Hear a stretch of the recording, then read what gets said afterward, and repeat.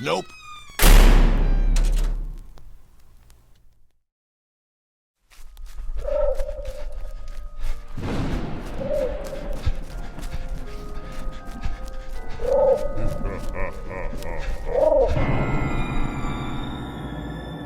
Hello, dear listeners, and welcome to the Nope Too Creepy podcast.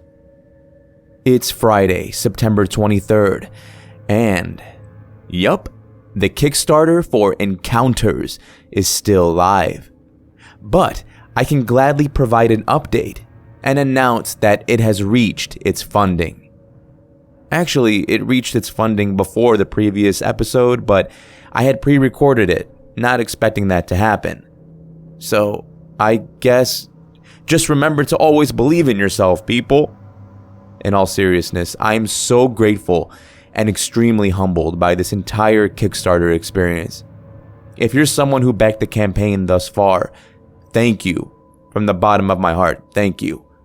If you haven't, and might be interested in doing so, remember that the campaign does not close until October 16th. So there's still time to pre-order your copy. Anyway, on to the show. This episode will attempt to continue the theme of games with two spooky tales, both of which are a tad bit obscure in the sense that they don't blatantly provide explanations to the odd things that take place. The way that they are interpreted, dear listener, is all up to you and your own twisted minds. This first story follows a young boy who explains that his father has the unique job title of archaeologist. Though his father has amassed a large collection of mysterious trinkets over the years, it's not until he stumbles upon an old radio that he realizes there may be more to his father's work than he ever could have imagined. Written by Reddit user Twister22, here is The Radio Game.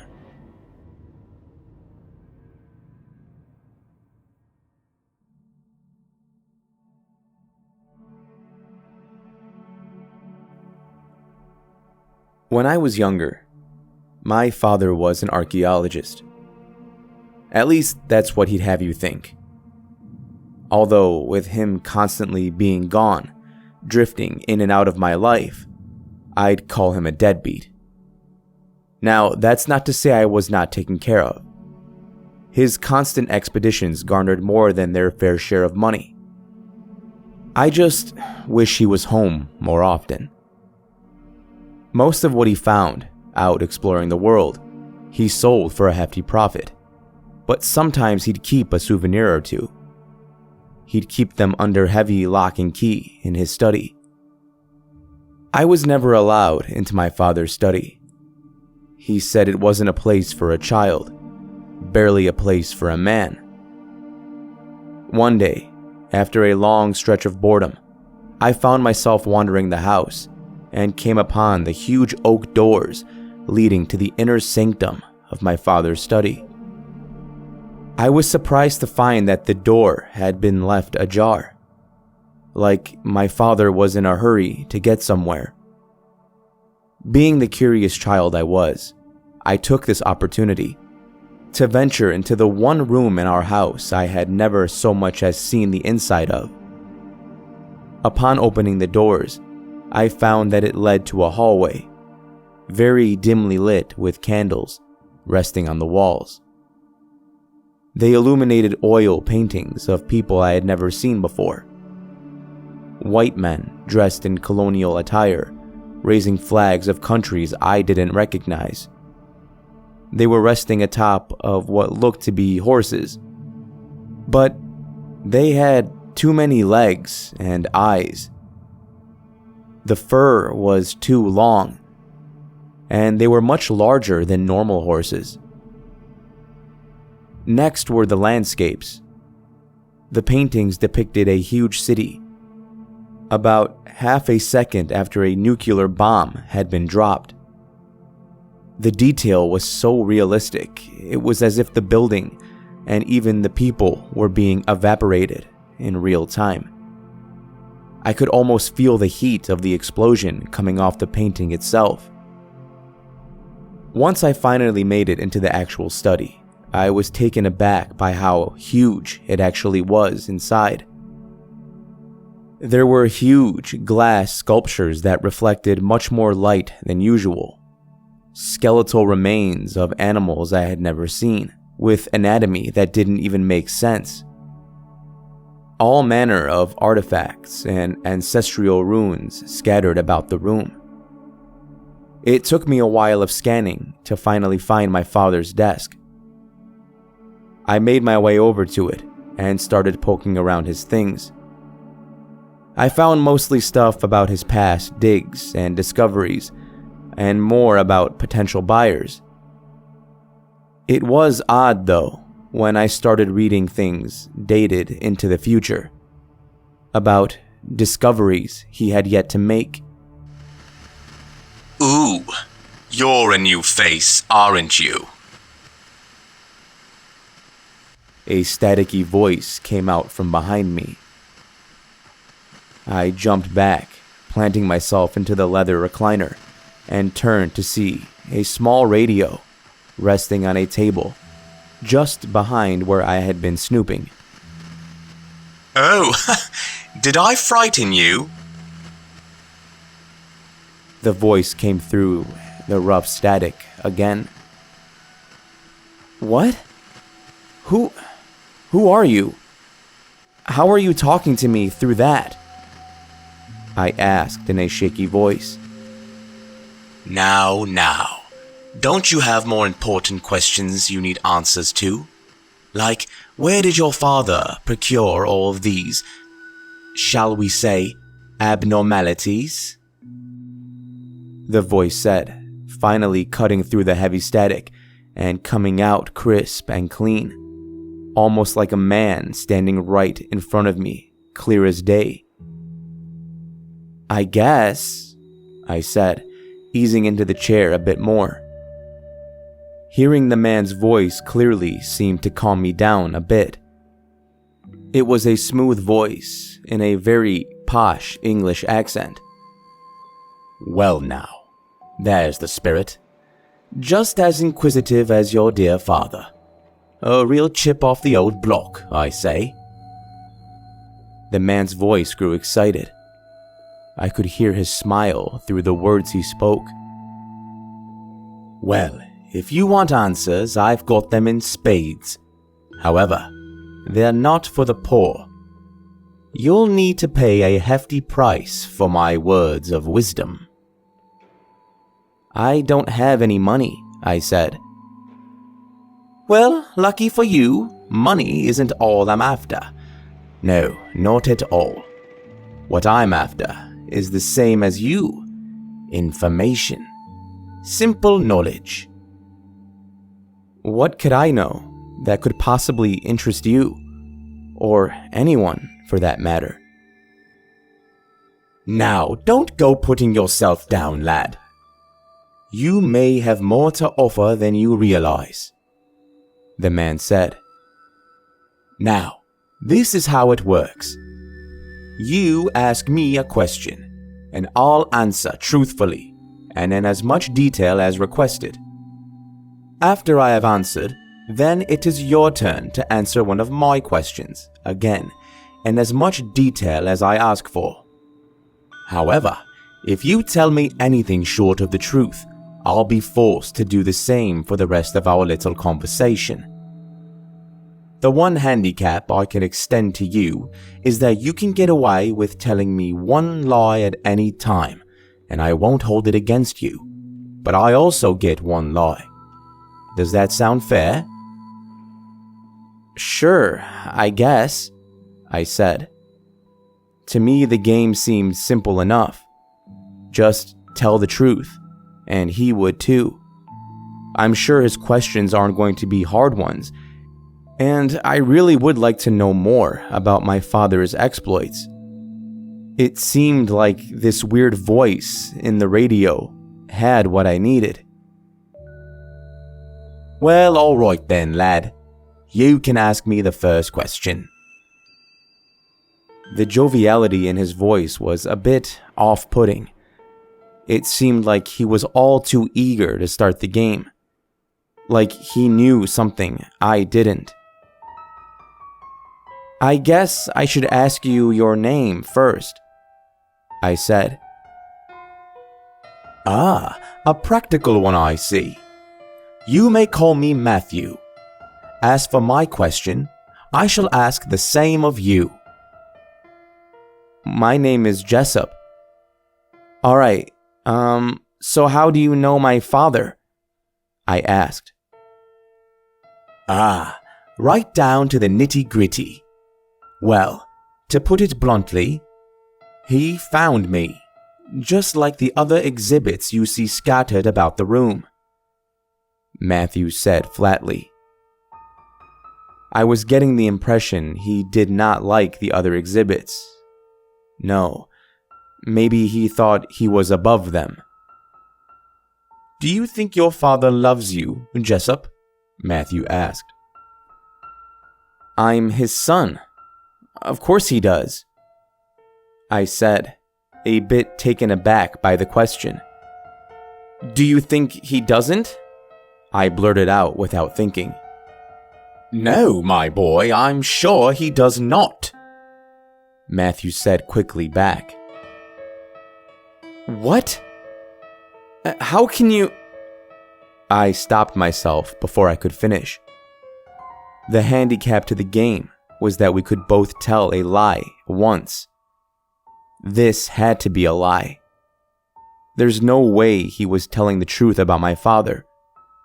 That means the rest of what he says had to be the flat-out truth. But I had to test out my theory somehow. "Did you lie about my father not loving me?" I asked. "No, lad, I was not lying," he said. So I had two theories before me. Either he had been telling the truth this whole time, or he had just used up his one lie trying to deceive me. He could not have lied twice, so I'm guessing he was actually lying now. Matthew must have noticed that I was thinking hard. "Look, lad, I've played this game with more people than I could count. My advice is to not overthink it and just ask and answer as best as you can," Matthew said. "Now, lad, what did you dream about last night?" I had to think about it for a moment before remembering.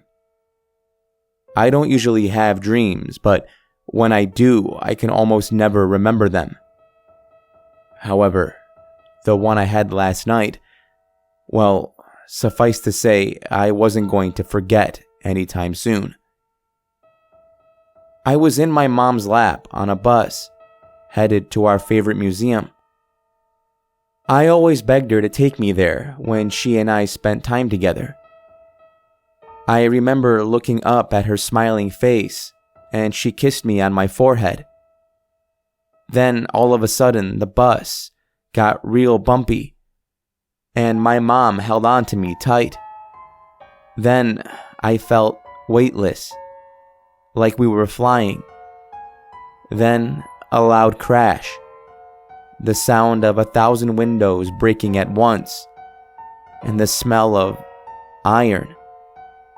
I could still feel the grip my mother had on me well after the sirens came, and they dragged me out of the wreck. The last thing I saw was my father clawing past first responders trying to get to the wreck, wailing and screaming all the while. I could feel the hot tears brimming on my eyes as I recalled the nightmare. I could feel my chest tighten and my breath quicken. I had to remember what I was taught in these situations. Just breathe. Focus on your breathing, Jessup.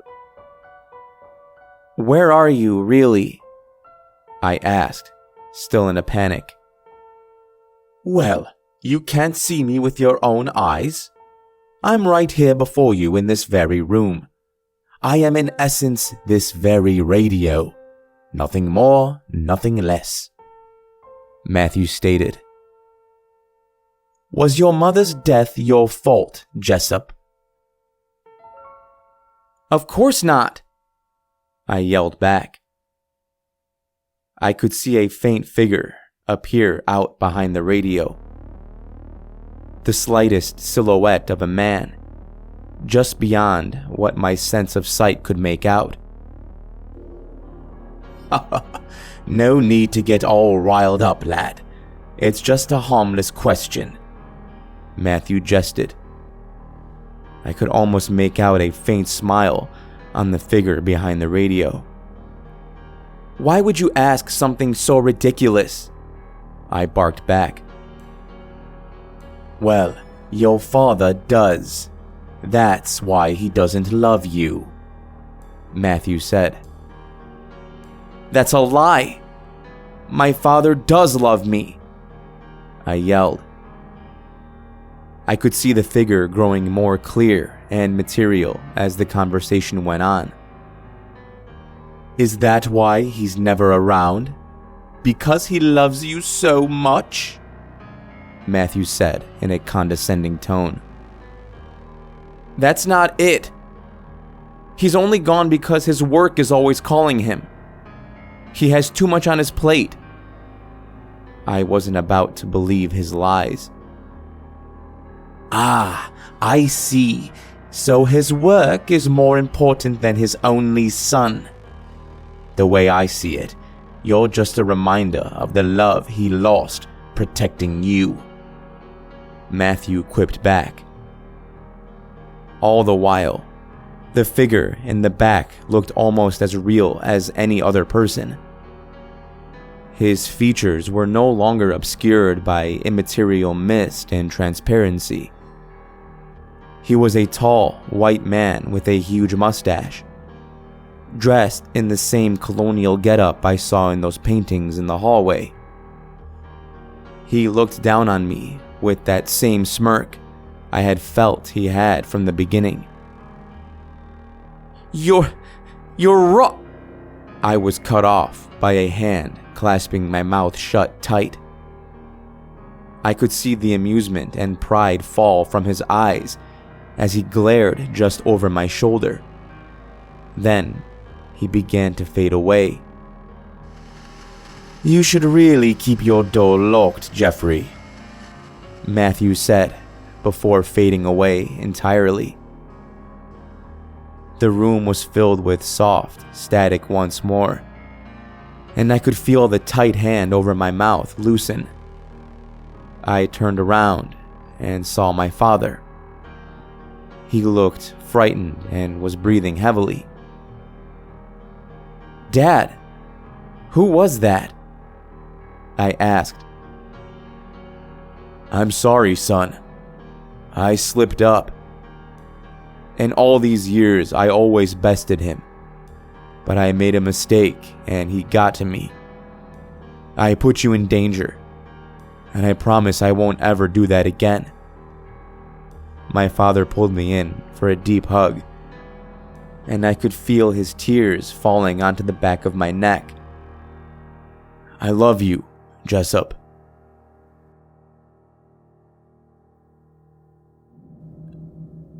This next story comes from an author who has become a friend to the show, Blake Blizzard.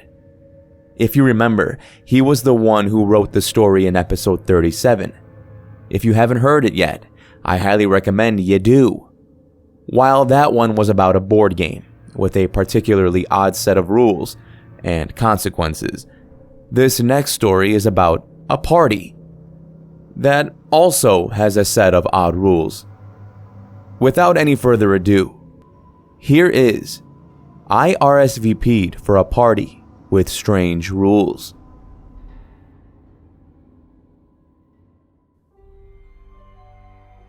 Please click yes or no. Looking at the cursor on my screen disappear and reappear, I finally snap back to reality, seeing exactly what email I just opened. The email was titled, welcome to the neighborhood. Feeling somewhat uneasy receiving this email, I continued reading. I did just move into my new home about 3 weeks ago. I had no ties to this area, no family, no friends. I'm something of a solitary person anyway, and very few people knew I had moved. The house I found was an absolute steal, so I moved on it quickly. The email was sent from the Klaus group, whatever that was. Still uneasy, but intrigued, I continued on. Welcome, neighbor. We have a great community, and we'd like to welcome you with open arms. We plan this yearly party for our new homeowners, and we hope you accept our invitation. Everything will be provided free of charge. We just ask that you RSVP at the end of this message. Please read the rules carefully. Hope to see you soon. I immediately thought there's no chance I would be going to this weird, eyes wide shut party. But the more I thought about it, I figured it couldn't hurt to at least read the rest of the email and see what the rules were. I should try to be more social anyway. It might be good for me. Location: Sycamore Drive, street number 1001. Date: August 13th. Time: 1700 hours to 0000 hours. Please go over, review, and accept the rules of our engagement. Rule number 1. When you arrive, please knock 3 times. Do not use the door knocker. Rule number 2. When you are greeted, please check your coat and phone. Do not leave them in your vehicle. Rule number 3. If you see a well-dressed man sitting in a wooden chair when you enter, do not come in. Politely excuse yourself. Walk around the block and attempt to enter again. He should be gone. Rule number 4. If you are offered a blue drink, you must take it. You are allowed to drink and eat whatever you like, but do not refuse the blue drink if it is offered. There is a chance you will not be offered anything. Rule number 5. Do not enter any closed doors, including the bathroom, which will be marked. Wait until the door is open. Rule number 6. You are to be off the premises by 0105 hours. Rule number 7. Have fun and enjoy yourself. This has got to be some kind of prank. Never have I heard such ridiculous rules, even when I was going to frat parties in college. Curiosity was overcoming me though, and without any more thought, I clicked yes. I figured there would be a chance this would all be horseshit, but if it was real, I wanted to see. Well, see you on the 13th. I guess I should have checked the calendar. That day fell on a Friday. When I Googled the address, I found that it wasn't too far from me at all. I decided on walking there. I have been taking walks around the neighborhood since I moved in. I like the time to think, and also it's a great way for me to learn the area. I must have walked by this house many times, but have no memory of the building I was now looking at. The house looked like it was at least 3 stories. There was a gate around the property, real out of place from the rest of the mostly ranch-style homes in this area. I knocked 3 times as the rule stated, feeling silly, but doing it anyway. I was greeted by a tall, skinny man wearing a suit that had stripes on it. As soon as the door opened, I had a panicked thought, almost forgetting to scan the area and make sure that no one was sitting in a wooden chair. I didn't see anyone.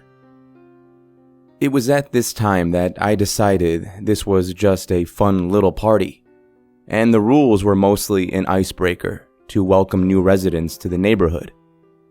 I figured it was some kind of welcome committee, and this was their thing. Relaxing a bit, I decided to grab a little pig in a blanket and a beer. Stella on tap. Good stuff at this party. The decor was absolutely stunning. Every piece of furniture was oak or maple, and heavy at that. As soon as I finished my beer, a lady in a black dress quietly entered my vision. "House drink, sir?" "Oh, no I noticed it was a martini glass, full of an unknown blue liquid. I hesitated and took the drink. "Thank you," I said. She just smiled with a closed mouth, took my empty drink, and walked off. Okay, so now I'm following all their goofy rules. But it never said that I had to drink it. I accepted it, and hopefully that was enough. I don't fully trust this blue drink. Looking around, I quickly put the glass down near a garbage can. I shook off the blue drink issue, still believing they were playing up the whole rules thing they sent in the email. I wanted to get back to exploring this very nice home. What kind of place was this? There must have been about 100 people on the main floor. Like I said, this place is big. It almost feels like it shouldn't be this big inside compared to how the outside appears. No one really seems to be dressed in any particular way. The servers can't be identified by anything. For all I know, the servers and bartenders could just be guests or part of whatever group puts this on. They are certainly not a professional catering company. When I was done exploring the bottom level, I made my way back to the entrance. When you enter this home, there are 2 stunning staircases, again made out of stained wood, leading to the second floor. It seemed okay to venture, so I made my way up. The second floor can only be described as off. There are rooms on each side of the stairways. Most are closed. Most of the biggest residential homes I've been to don't have more than 5 or 6 bedrooms. These 2 hallways looked like they went on for some distance. My bladder kicked me out of nowhere, and I suddenly realized I had to utilize the restroom. Not wanting to waste my time looking for the facilities, I politely stopped a gentleman in a fiery red dress shirt, complemented by blood red pants. "Hey man, can you point me in the direction of your restroom? Gotta take care of some business, you know?" The man smirked and stared at me for what felt like way too long. "End of the hallway, sir. Last door on the left." Strange that a bathroom for guests would be on the second floor, but I didn't care. I was going to need to use it quicker than I thought. The bathroom was marked with a neon light. It reminded me of an exit sign. I reached for the doorknob, but then reflexively yanked my arm back, remembering the rules about not going into closed doors, even the bathroom. "Okay," I told myself, "you're getting too crazy about these dumb rules. Just open the door and As I was in mid-thought, the door slowly opened. What the f... Just then, the light turned on as well. Staring inside cautiously, I placed one foot inside the room. It looked like any bathroom you'd ever been in. I relieved myself quickly as I could and got the hell out of there. Yes, I still washed my hands. You know what? I think I've had enough. I made my way toward the staircase, which felt like it took longer to find than it should have. At this point, a thought entered my mind. Why has no one tried to converse with me, or even see why I'm here? There doesn't seem to be a host, or any signage of what group is putting this party on. Come to think of it, I don't know if I noticed anyone talking to each other. My thoughts ceased when I reached the stairs. Looking down towards the front door, a well-dressed gentleman was seated about 10 feet away from it. He wore a tweed-looking jacket with a fedora that matched. My heart sank. 3 loud knocks made me almost jump out of my skin and almost made me fall down the stairs. No one answered the door. Shortly after, it opened on its own. A young woman entered. My eyes darted from her to the man who was sitting down. Please don't come any further, I said to myself. My heart was now racing, but I couldn't move. Before I knew what happened, 2 men in dark suits took the woman and ushered her out of sight. I wasn't sure what to do. I quietly, but quickly, made my way down the stairs. My plan was to abort this mission as soon as possible. Eyes focused on the door, I was 1 step away from freedom when the same woman in the black dress from earlier blocked my exit. A blue drink was resting on a serving plate, held out between us. Would you like another drink, sir? I noticed you didn't finish the first one. Trying to hide my unease, I took the drink. Yes, thank you. Sorry, I must have, forgotten. No problem, sir. Are you enjoying yourself? Remember, that is also one of the rules. Yes, I said, trying to keep my composure. I've been having a wonderful time. Good. With that, she hurried away.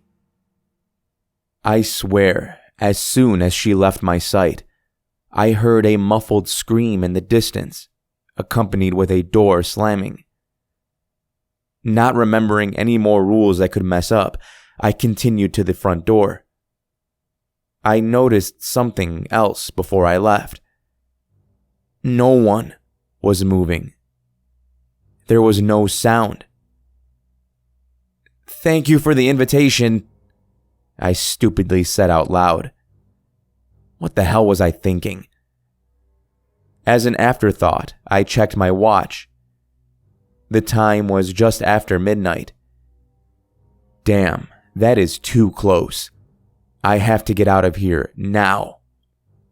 Fully expecting the door to be locked, I closed my eyes and prayed it wasn't. With a simple turn, the doorknob released the door from its hinges.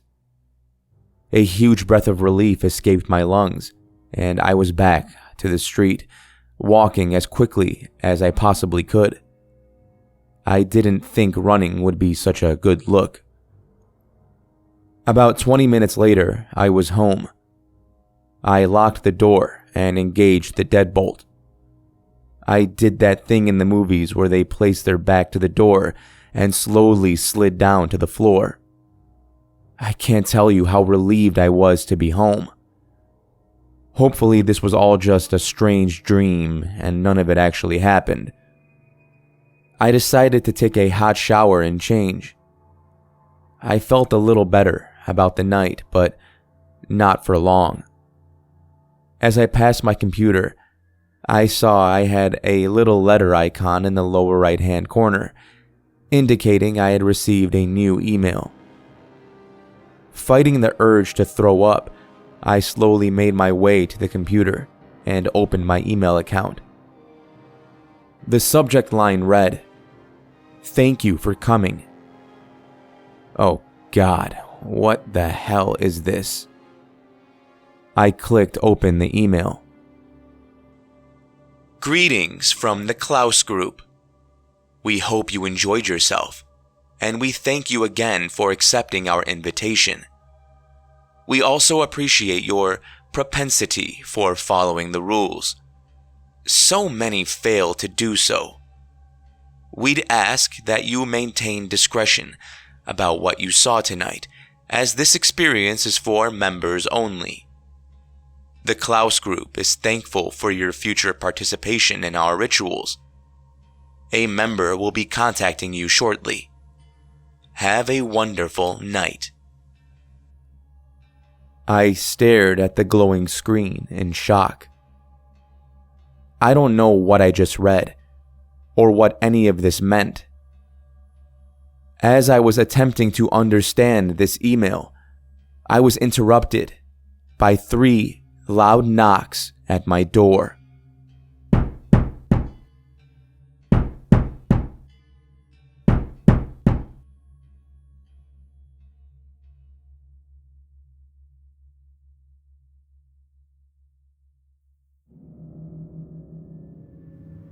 Thank you for joining me in this episode of the Nope Too Creepy podcast.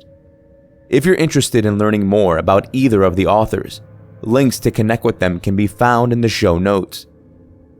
Thank you again to Blake Blizzard, aka Leo of Alexandria on Reddit, for helping out with the very specific theme I've been striving for with these game-centered episodes. Shameless plug time, everybody. Number 1, I want to say again that Encounters, the cryptid hunting game, is still on Kickstarter until October 16th. Link in the show notes.